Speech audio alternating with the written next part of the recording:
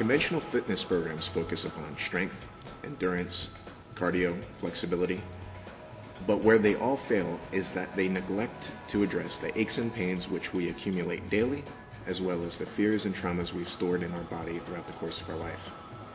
Some fitness programs even go so far as to amplify and reinforce the aches and pains. They focus upon physique at the expense of your pain-free health and longevity, which is the reason that you're here. Your ability to move in 3 dimensions fluidly, your ability to get into flow, is absolutely requisite for your pain-free health. General wear and tear, injuries, stress, they all squeeze out the nutrition and lubrication in our joints called our synovial fluid. They create scar tissues called adhesions and calcium deposits called joint salts, as well as a host of other rheumatoid ailments. Removing and discharging that tension that we hold throughout our body derails the onset of progressive deterioration of our joints. So getting into flow may have the opportunity to abate carpal tunnel syndrome, elbow tendonitis, rotator cuff impingement, neck and back pain, as well as the host of other ailments we suffer throughout the course of the day, the course of our lifetime. I've gotten into flow every day of my life for the past 8 years. I developed the program as a result of compensating for the injuries and pains I suffered competing at a world-class level in my martial art. When I became the U.S. national coach, I helped my athletes perform at their best while remaining pain and injury free by getting into flow. I want you to get into flow for the same reasons. So let's start with the 10 basic principles of getting into flow.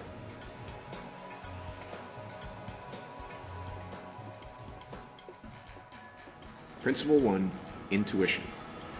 The first rule is that you do know best. Intuflow gets its namesake from the combination of intuition and flow.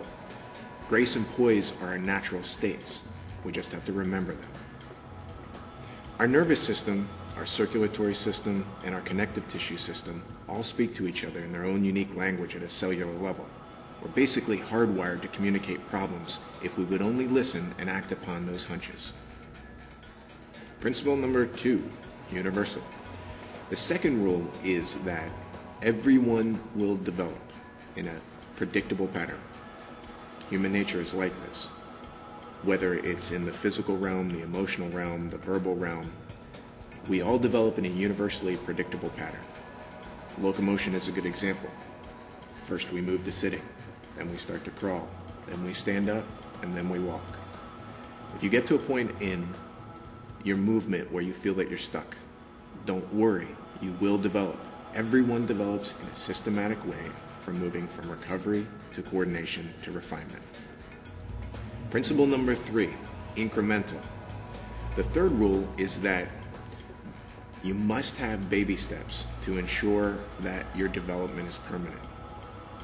Intuflow progresses from recovering the basic motor components of each joint, such as flexion, extension, rotation, and then gradually, through baby steps, coordinates them and refines them with the rest of your movement.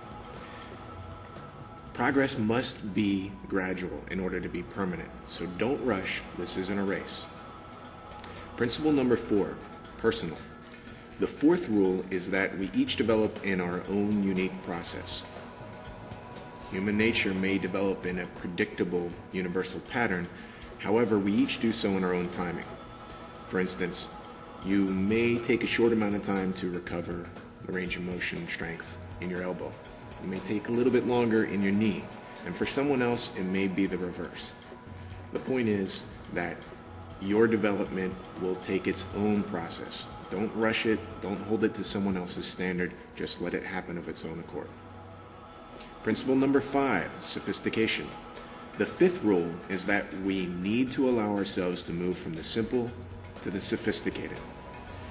Human nature progresses from the simple to the complex and from the general to the specific. Yet we're commonly told to keep it simple, stupid, KISS. The problem with the KISS method is that it only applies to the beginning of any skill. If we maintain simplicity, we become bored, we stop adapting, and we reach that dreaded plateau. Worst of all, we may suffer repetitive stress injuries. So as you get into flow, allow yourself to play with increasingly more challenging movements and move from the simple to the sophisticated. Principle number 6, holistic. The 6th rule is that we progress from the head downwards and from the center outwards. Getting into flow will develop the same way. We must address the body as a whole system, not in isolation, not just one elbow, not just one knee. If you want to reclaim and refine your pain-free health and longevity, you need to do so in the same way that we develop from infancy, from the head downwards and from the center outwards. Principle 7, integrative. The 7th rule is that we need to integrate our breathing, movement, and structure in order to get into flow. Unfortunately, insufficient movement, prior injuries, stress, trauma, even fear all seek to disintegrate our breathing structure and movement.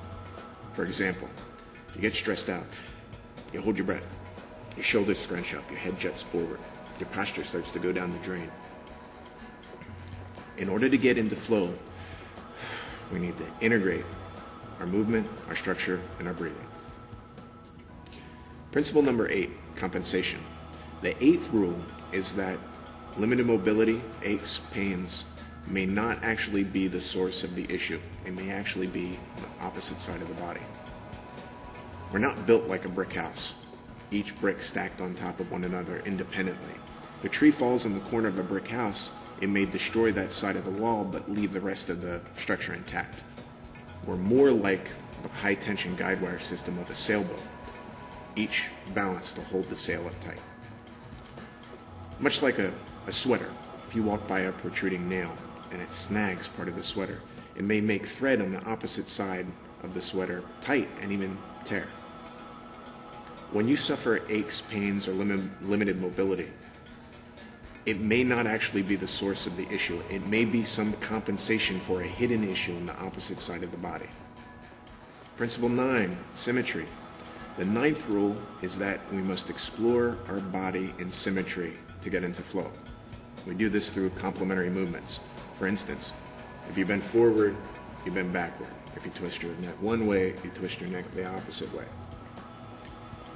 We're incorrectly taught that we should stretch out the tightness, when what we should actually do is mirror it.